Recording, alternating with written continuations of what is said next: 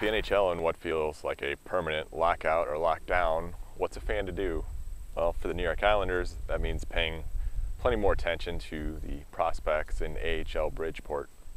We're looking at several of those players who are going to make their mark with the Sound Tigers and audition basically for the next available jobs in the NHL. And one of them is Brock Nelson, the North Dakota center who debuted last year on an ATO but is really getting his first crack at the pros this year. Now, his initial audition last spring looked a little rocky. He definitely looked less comfortable, less fully aware of how to fit in than he did in college, which is a natural and understandable obstacle, especially when you move mid-season from NCAA to the AHL.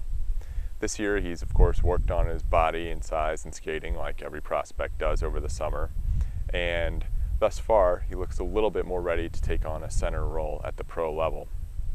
But really, the games will tell.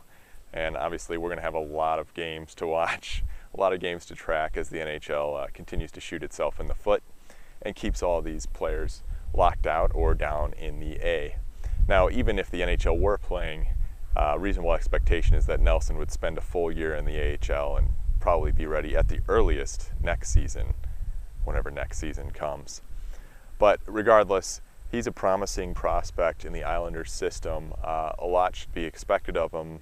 He's one of the guys that should take one of those 4 center slots. Obviously, John Tavares and Franz Nielsen have 2 locked up for the foreseeable future.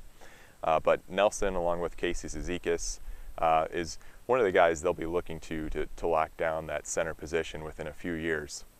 So the next trial comes now, and thanks to no NHL games, many Islanders fans who otherwise wouldn't be tuning in as closely will see how Nelson develops in the AHL level. Thanks for watching. I'm Dominic Yansky with LighthouseHockey.com on SB Nation's YouTube channel.